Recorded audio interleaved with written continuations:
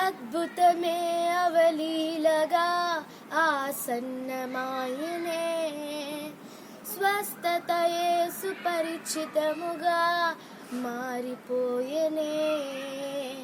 పరమ తండ్రి ఊపిరే బహుమానమాయనే, అద్వితీయుని ఆగమనం ఆశ్చర్యమాయనే.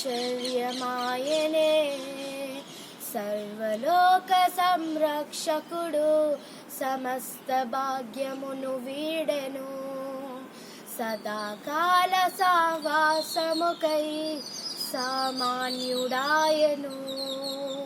సర్వ సృష్టికే వెళ్ళదం, ఈ సువార్తను చాటెదం, నీ జనన రహస్య మహత్యమును లోకమున చూపెదం.